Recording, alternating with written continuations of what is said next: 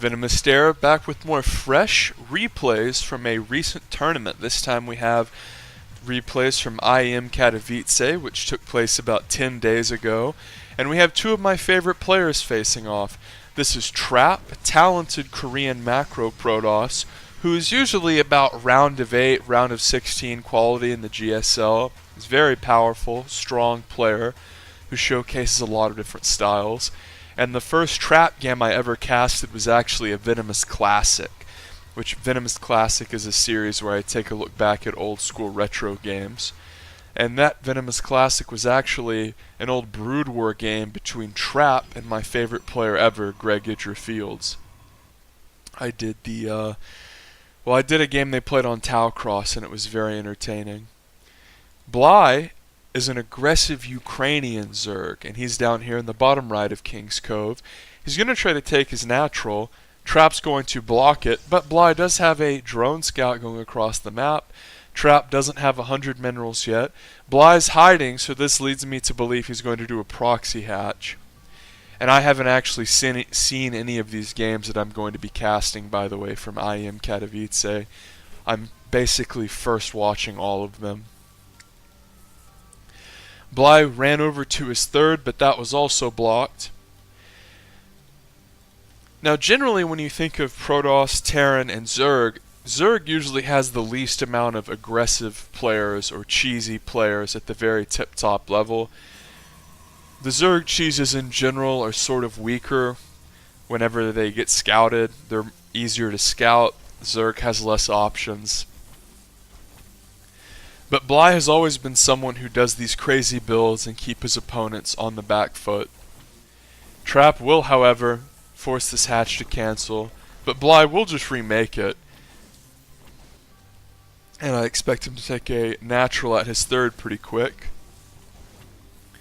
Cybercore done for Trap so he could make a shield battery if he wanted to, I suppose. Third base location where the natural is being made for Bly. And if we look in the main base of Trap, he has a pylon and a gas, as well as a lot of workers. More workers than the Zerg.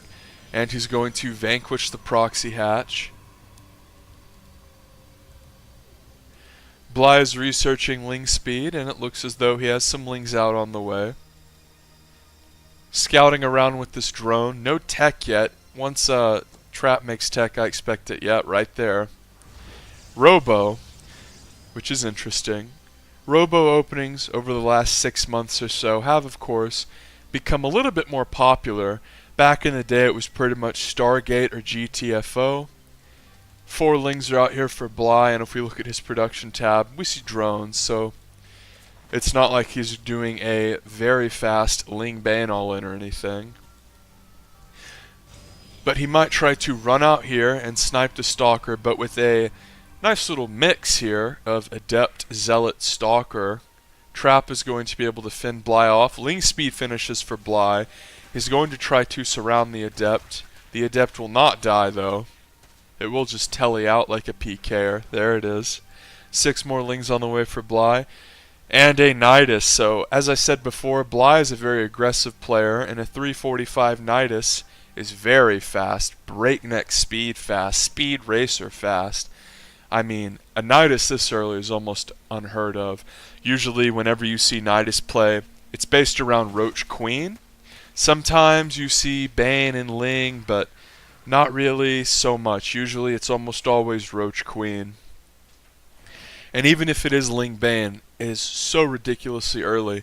And Trap is actually not going to scout this. Very intelligent of Bly to put it behind his mineral line. Couple queens go in there.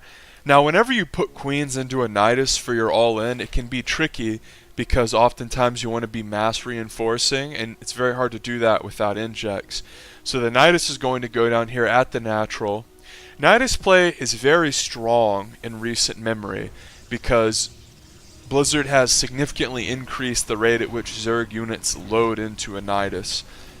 Very often for Zerg players it was sort of this weird thing where, well, if I go for a Nidus, they're going to unload and reload very slowly. And it's not really used so much like it was in Brood War, as we see the second Nidus deflected. In Brood War, the Nidus was used to sort of get your drones from one base to another, usually your main base to a corner base. And in StarCraft 2, the Nidus was a joke for years and years, and then for whatever reason, Blizzard made it where it just couldn't die while it was being made, which, in typical Blizzard fashion, they took something that was a problem and went way too far in the other direction. And for a Nidus to be utterly unkillable while it was making was sort of absurd, especially because Zerg players would just front load their Nidus with queens, and then the Nidus would come out and the queens would mass transfuse. Transfuse has been nerfed into the ground, and Nidus worms can be attacked while they're making. So that era has sort of passed, and after Bly's initial cheese was deflected, I really don't feel good for Bly in this game, because he really wanted to force the issue against his Protoss opponent Trap, but he wasn't able to do that. Trap did have a relatively high amount of units early on, and Bly will be chased away here. Sometimes with Protoss players we see this sort of trend where they really focus on their wall in and then cut units really hard, sometimes teching up into Archon drop or whatever other sort of tech they want to go into, really without anything to keep the Zerg honest. And Bly is the sort of guy who will pound your head into the ground if you're not keeping him honest. Another Nidus appears up here into the main. So let's watch the Trap cam. He's just going to counterattack, say screw it. He's going for a bit of an Immortal Sentry play here with a few gates. And Bly's Spire is not yet done. It's about to finish, but with as long as Mutas take, this could be very, very tricky to hold. Bly elects to make another Nidus, and Recall is used. So this is very, very rough. As the third base dies, the Nidus worm almost instantly dies for Bly, and more stuff is being churned out here. And Bly is just force-fielded off into a corner here. This is actually really crisp micro by Trap to mitigate a Nidus like this. Some probes are being killed, and if we look at units lost, it is heavily in favor of our Protoss player. Bly really hasn't killed that many workers. And an aggressive player like Bly, who is deflected in all of his aggressive maneuvers early game, it can be very difficult for him to come back into the game, because as it stands, he has been forced to double expand very desperately, I might add. The Protoss player is absolutely butchering him in income, and it's not looking good at all for our Zerg player. Now, if we look at Trap's vision, which is way too hard for me than it should be with this overlay. He just now saw the Spire.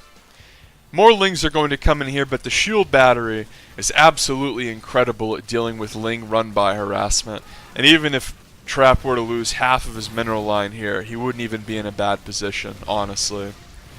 And he does actually lose quite a bit in both bases here, as an entire mineral line worth of workers has been killed here for Trap. But if we look at Bly, he's not really mining very much. The third base just finished. He just started mining from it.